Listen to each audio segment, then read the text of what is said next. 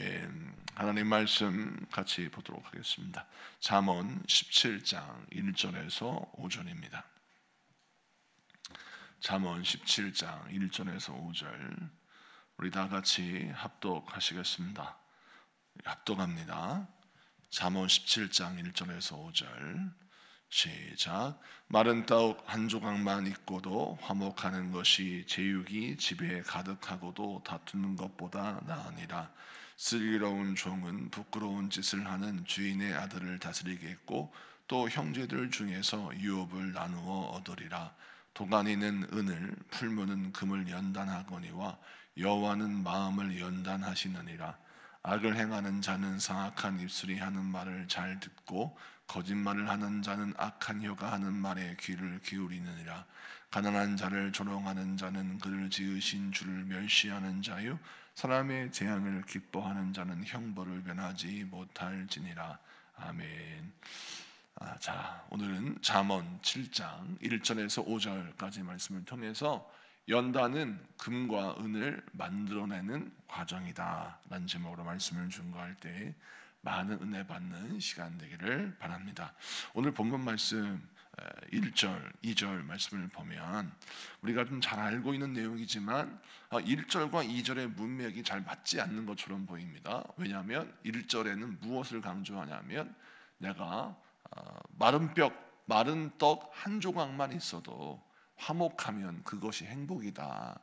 만약 내가 많은 물질을 가지고 있고 집안에 금은모가가 가득 있어도 화목하지 않으면 행복하지 못하다, 이런 이야기를 하고 있는데 2절에는 슬기로운 종은 부끄러운 짓을 하는 주인의 아들을 다스린다라는 것입니다. 그러니까 어떻게 보면 지혜로운 종에 대한 이야기를 하고 있는 듯 보여요. 자, 그래서 화목을 이야기하고 2절에는 지혜를 이야기하고 있는데 오늘 말씀의 상황은 무엇이냐면, 자, 상황과 환경이 그 사람의 인생의 미래를 결정하지 못한다는 것을 설명하고 있는 겁니다. 자, 1절은 가난한 상황이에요. 내가 가난해요. 그래서 먹을 음식이 마땅히 없어요. 그런데 아무리 가난하고 힘든 사람이라 할지라도 가정이 화목하고 이 가난한 상황 속에서 우리가 어떻게 행복할 수 있을까? 긍정적인 시각, 믿음의 시각으로 가족이 서로 사랑하면 그 어려운 시절을 화목으로, 행복으로 극복할 수 있습니다. 즉 다시 말해서 가난이 그 사람의 가정의 행복을 결정짓지 못한다는 것이죠. 두 번째, 슬기로운 종도 마찬가지라는 겁니다. 내가 지혜로운 종이에요. 신분이 주인의 아들이 아니라 종의 아들이에요. 그리고 부끄러운 짓을 하는 주인의 아들이라겠죠. 상전이 있는데 그 상전이 또 존경할 만한 상전이 아니라 부끄러운 짓을 하는 상전이에요. 그러니까 어떻게 환경을 얻어도 이렇게 근무 환경이 어렵고 주의 환경이 좋지 않은 그런 상황에서 신분도 종이에요. 그런데 그 사람이 나중에 어떻게 됩니까? 주인의 아들을 다스린다라고 하죠. 그리고 형제들 중에서 유업을 나누어 얻는다라고 합니다. 그러니까 환경의 제약, 신분의 제약을 반전시키는 미래가 그의 인생 가운데 허락된다라는 것입니다. 자, 그렇다면 이 말씀은 무엇입니까? 1절, 2절을 읽어보니까 문맥이 관통하는 주제가 있는데 그것이 무엇이냐? 가난, 또 신분, 환경, 제한적인 상황, 이러한 것들이 우리 인생의 미래를 결정짓지 못하게 하라라는 메시지가 강하게 선포되고 있는 것입니다. 주님이 나와 함께 하신다면 이 가난은 극복될 수 있고, 주님이 나와 함께 하신다면 내 환경적인, 신분적인, 상황적인 어려움은 반전될 수 있다는 걸 설명하고 있습니다. 그러므로 여러분, 주님을 바라보시면서 믿음의 시각을 가지십시오. 믿음의 시각을 가져야 내 삶의 돌파구가 보이고, 믿음의 시각을 가져야 내 어려운 상황을 극복하여 행복을 만날 수 있는 것입니다. 오늘 이 말씀 붙들고 승리하신 여러분에게 축복합니다. 그 다음에 3절을 보겠습니다. 3절은 여러분의 목소리로 한번 봉독해 주시겠어요? 3절 시작. 도가니는 은을, 풀무는 금을 연단하거니와 여호와는 마음을 연단하시니라. 아멘. 오늘 말씀 보면 도가니는 은을, 풀무는 금을 연단한다 라고 했습니다. 도가니는 무엇입니까? 우리가 잘 알다시피 용광로를 말합니다. 용광로는 쇠, 금속을 녹여서 금과 은을 또 여러 가지 금속을 재련하는 도구가 도가니죠.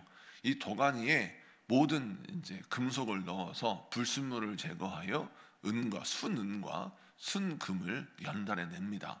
자, 그것을 설명하고 있는데 이 말씀은 또 무엇이냐면 우리 하나님께서 우리에게 고난을 통하여 우리를 연단하시고 우리에게 때로는 환난을 잠시 허락하신 이유는 우리에게 있는 불순물들을 제거하고 우리를 정금같이 만들기 위하여 하나님이 잠시 허락하신 과정이다라는 걸 설명하고 있습니다. 자, 그런데 그 과정을 설명하면서 여호와는 마음을 연단하시느니라 라고 했습니다. 왜 하나님은 복 주시기 전에 하나님께서 인도하시는 삶을 살게 하시기 전에 마음을 연단하실까요? 그 이유는 무엇이냐면 여러분, 마음이 훈련되지 못하면 받은 복도 재앙이 될 수 있습니다. 만약 내 마음이 하나님을 경외하고 나의 심령이 하나님을 잘 신뢰하고 믿고 따르는 그런 신앙생활의 훈련을 받지 않고 만약 덜컥 성공을 하고 뭔가 권력을 쟁취하고 뭔가 힘을 가진다면 어떤 일이 이루어져요? 그것을 잘 좋은 목적에 하나님이 기뻐하시는 그 일에 쓰는 것이 아니라 육체 정욕을 위해 그것을 사용하게 된다라는 것입니다. 여러분, 예수님이 말씀하신 탕자의 비유에 보면 아버지의 재산을 훈련받지 않은 연단받지 않은 둘째 아들이 반절을 차지하고 해외로 가니까 어떤 일이 벌어져요? 허랑방탕하게 인생을 낭비하지 않습니까? 그것은 왜 그렇습니까? 마음이 훈련되거나 연단되지 않았기 때문에 그렇습니다. 허랑방탕하여 인생을 낭비하다가 그가 나중에 이제 완전히 가진 걸 다 잃어버리게 되죠. 정말 지독한 가난을 경험하게 되었습니다. 그러자 비로소 아버지께 돌아가야 할 생각을 하게 되고 아버지 집에 돌아가면 내가 품꾼의 하나로 역임을 받아도 상관없다라고 할 정도로 마음이 가난하게 되고 마음이 어떻게 보면 성숙하게 되었습니다. 교만한 마음은 사라지고 겸손한 마음이 생긴 거죠. 자, 그럴 때 아버지는 그에게 옷을 입혔고 그를 회복시켰고 그를 위해서 잔치를 배설합니다.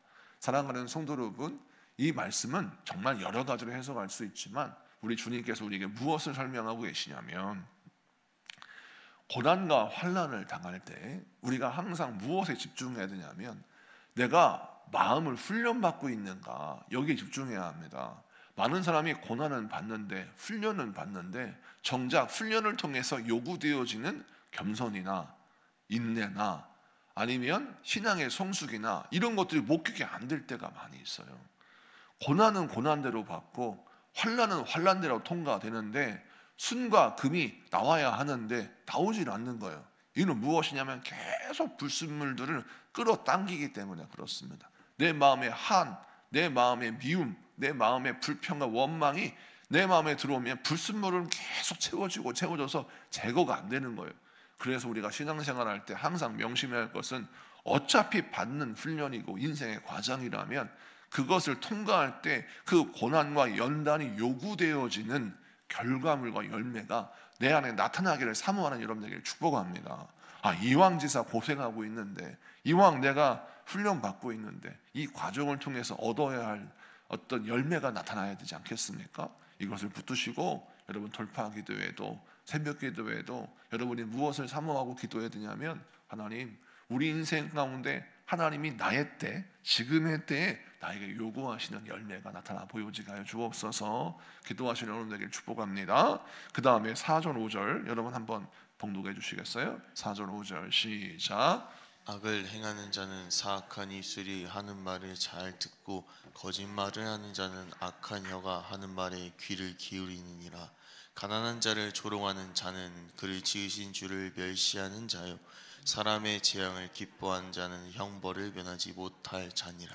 아멘. 오늘 말씀 보면 4절 5절도 역시 서로 다른 말을 하는 듯 보이지만 공통된 분모가 있습니다. 그것이 무엇이냐? 악을 행하는 자는 사악한 입술이 하는 말을 잘 듣는다 라는 것이 무엇이냐? 이미 내가 악한 사람의 시선, 악한 마음의 시선을 가지고 있는 사람은, 내가 악한 마음을 가지고 있으니까 뭐만 보이냐면 악한 입술에, 사악한 입술에 하는 말만 들리는 거예요.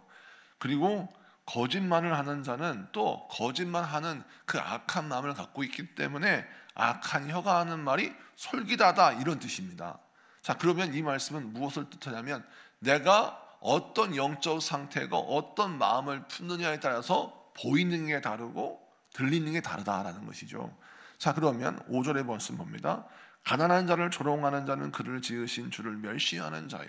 자, 가난한 자를 조롱한다. 가난한 사람을 위에서 중보하거나 축복하거나 격려하는 자가 아니라 그를 멸시한대요. 자, 그런 사람들은 결국 사람을 멸시했는데 그런 시각을 갖고 있기 때문에 그런 사람은 결국 그를 지으신 하나님을 멸시하는 자로 전락해 버린다라는 겁니다. 다시 말해서 내 영적 상태, 나의 믿음의 시선이 어떠하냐에 따라서 사람을 바라보는 눈, 하나님을 바라보는 눈이 결정된다는 거예요. 그래서 우리는 항상 내 마음의 영적 상태를 잘 보고 내가 어떤 시선을 가지고 있는가, 어떤 마음의 경향성을 가지고 있는가를 점검해야 할 줄로 믿습니다. 내가 만약 악을 좋아하고 악이 옳다고 생각하고 내 생각에 어떤 경향성이 하나님이 기뻐하시지 않는 것으로 간다면 그때 내 생각을 스톱시켜야 돼요. 내가 지금 잘못된 곳으로 가고 있다, 내 생각이 지금 잘못 흘러가고 있어 라고 해서 내 생각의 흐름을 조율할 줄 알아야 돼요. 여러분, 생각은 꼬리에 꼬리를 물게 되어 있습니다. 왜 잠들기 전에 뭔 생각에 빠지면 잠을 못 자잖아요. 왜냐하면 생각에 꼬리를 물고 막 가기 때문에 그래요. 생각에 끌려가면 그 사람은 단잠을 잃어버리고요, 생각에 끌려가면 그 사람은 오늘 말씀처럼 4절 5절 눈에 보이는 게 달라지기 시작해요. 내 마음의 상태로 보이게 됩니다. 여러분, 그렇게 되면 안 돼요. 우리의 생각과 시각과 청각, 이 모든 것들은 믿음으로 조율되고 다스려야 돼요. 믿음으로 생각의 고삐를 붙잡으세요. 생각에 끌려가는 자는 생각에 지는 거고요, 생각을 다스리는 자는 생각을 정복해서 복된 생각을 만들어낼 수 있는 것입니다. 그러려면 여러분 어떻게 해야 돼요? 듣는 거, 보는 거, 생각하는 거, 이 모든 것들을 믿음으로 조율하고 다스리고 정복해서 여러분 인생에 참된 복이 허락되어지는 인생 되기를 축복합니다. 말씀을 마칩니다. 오늘 말씀 기억하십시오. 여러분, 우리 인생 가운데 연단은 고난받는 불쾌한 과정이 아니라 연단은 하나님이 우리를 훈련시키는 과정입니다.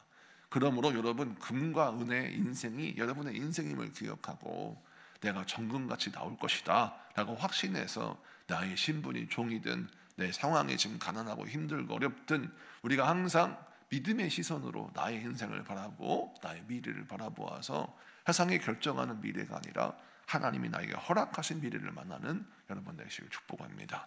자, 우리 다 같이 공동 기도문 선포하고 같이 기도합시다. 시작. 좋으신 하나님, 오늘도 주의 말씀으로 우리의 믿음을 새롭게 하시니 감사합니다. 환경이 아니라 하나님을 바라보는 믿음을 주시고 연단 속에서도 주의 손길을 신뢰하게 하옵소서.